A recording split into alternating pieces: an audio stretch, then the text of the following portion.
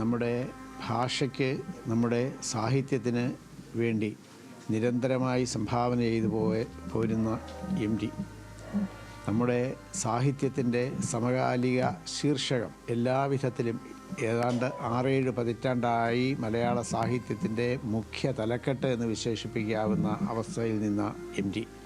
ആ MT മലയാള മനസ്സിൻ്റെ പ്രതീകമാകുന്നത് നമ്മുടെ കേരളത്തിൻ്റെ ഈ സമൂഹത്തിൻ്റെ ജീവിതത്തിന് നേർക്ക് പിടിച്ച കണ്ണാടിയായി തൻ്റെ എഴുത്തിനെ മാറ്റിയതിലൂടെയാണ്.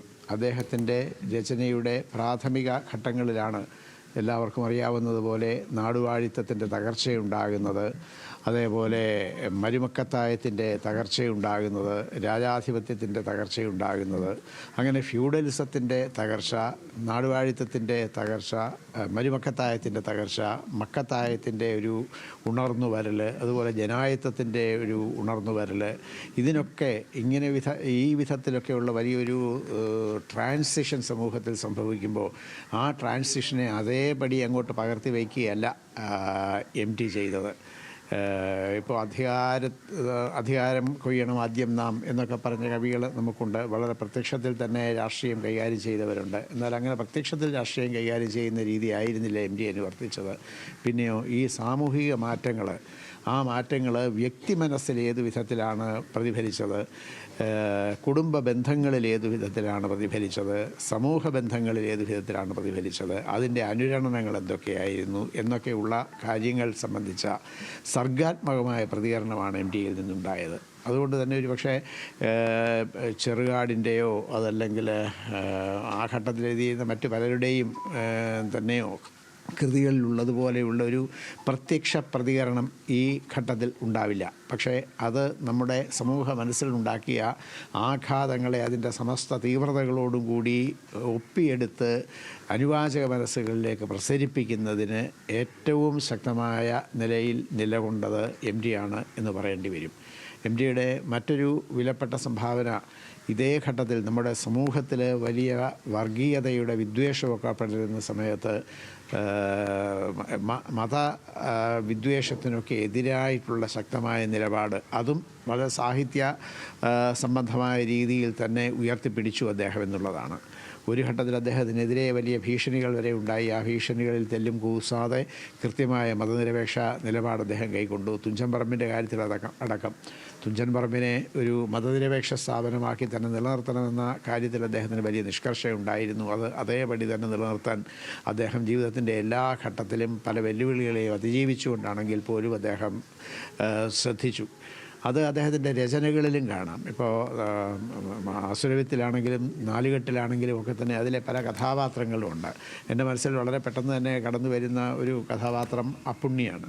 അപ്പുണ്ണിയും സൈതലവിയും തമ്മിലുള്ള ബന്ധം, തൻ്റെ അച്ഛനെ കൊന്നത് സൈതലവിയാണ് എന്ന് സംശയിക്കാനുള്ള സാഹചര്യങ്ങളെല്ലാം ഉണ്ടായിരിക്കെ തന്നെ ഈ സൈതലവിയെ ഏതാണ്ട് ഒരു പിതൃസ്ഥാനത്ത് തന്നെ കാണാൻ കഴിയുന്ന അപ്പുണ്ണിയുടെ ഒരു മനസ്സ്. അതേപോലെ മറ്റൊരു കൃതിയിലാണെങ്കിൽ ഗോവിന്ദൻകുട്ടിയും കുഞ്ഞരയ്ക്കാരും തമ്മിലുള്ള ബന്ധം. കുഞ്ഞരയ്ക്കാരുടെ ഒരു തണലിലാണ് ഗോവിന്ദൻകുട്ടിയും കുടുംബവും കഴിയുന്നത്.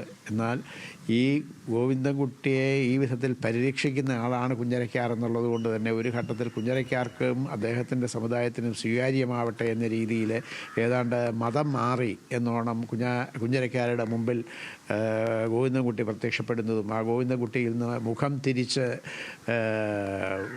കുഞ്ഞരയ്ക്കാർ നിൽക്കുന്നതും ആയിട്ടുള്ള ആ സന്ദർഭം എൻ്റെ മനസ്സിൽ വരികയാണ്.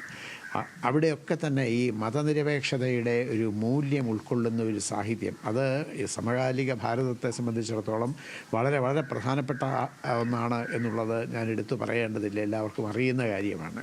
മനുഷ്യസ്നേഹത്തിൻ്റെ ഉദ്ഗാതാവായിരുന്നു എല്ലാ അർത്ഥത്തിലും MT. ആ മനുഷ്യസ്നേഹത്തിന് ഹാനികരമായി വരുന്ന എന്തിൻ്റെയും എതിർപക്ഷത്തായിരുന്നു MT എന്നും തന്നെ നിലകൊണ്ടത്. MT മലയാളത്തിന് നൽകിയിട്ടുള്ള സംഭാവനകൾ എന്ന് പറയുന്നത് കാലം ആണ് വിലയിരുത്തേണ്ടത്. നമുക്ക് എന്തെങ്കിലും ഒന്ന് പറഞ്ഞ് തീർക്കാവുന്നതല്ല. ചരിത്രത്തിൽ അടയാളപ്പെടുത്തപ്പെടുന്ന വ്യക്തികൾ വളരെ വളരെ അപൂർവമാണ്. അത്തരം അപൂർവം വ്യക്തികളുടെ നിരയിലാണ് ഏതാണ്ടൊരു കുലപർവ്വത സ്ഥാനമുള്ള എഴുത്തുകാരൻ. മലയാളത്തിലെ ഇതര എഴുത്തുകാർക്കെല്ലാം തന്നെ ഏതാണ്ട് രക്ഷകർത്താവിനെ പോലെ സമീപിക്കാൻ കഴിയുമായിരുന്ന ഒരാൾ.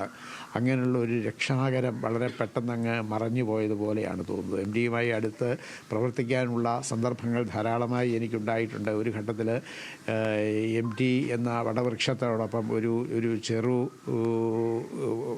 ചെടി എന്ന് പറയാവുന്ന എനിക്കും കേന്ദ്ര സാഹിത്യ അക്കാദമിയിൽ അംഗത്വമുണ്ടായി. ആ സമയത്ത് കേന്ദ്ര സാഹിത്യ അക്കാദമിയുടെ പ്രസിഡന്റ് സ്ഥാനത്തേക്ക് എം ഡി മത്സരിക്കണമെന്ന് ഞങ്ങളൊക്കെ സ്നേഹപൂർവ്വം നിർബന്ധിച്ചു. എം ഡി ഒടുവിൽ അതിന് സമ്മതിക്കുകയും ചെയ്തു. ആ മത്സരത്തിൽ നിന്ന് സുനിൽ ഗംഗോപാധ്യായുമായിട്ടായിരുന്നു മത്സരം. എന്നാൽ ഒടുവിൽ ഒരു വോട്ടിനോ മറ്റോ എം ഡി പരാജയപ്പെടുകയാണ് ഉണ്ടായത്. അങ്ങനെ പരാജയപ്പെട്ടതിനെ തുടർന്ന് അക്കാദമിയുടെ ജനറൽ കൗൺസിൽ കൂടിയപ്പോൾ ഞാനാണ് കേന്ദ്ര സാഹിത്യ അക്കാദമിയുടെ ആ സമിതിയിൽ പ്രപ്പോസ് ചെയ്തത് എം ഡി അങ്ങനെയാണെങ്കിൽ അക്കാദമിയുടെ എക്സിക്യൂട്ടീവിൽ ഉണ്ടാവണമെന്ന്. അപ്പോൾ എം ഡി എൻ്റെ കൈ പിടിച്ചുകൊണ്ട് പറഞ്ഞു, എൻ്റെ പേര് പ്രപ്പോസ് ചെയ്യരുത്.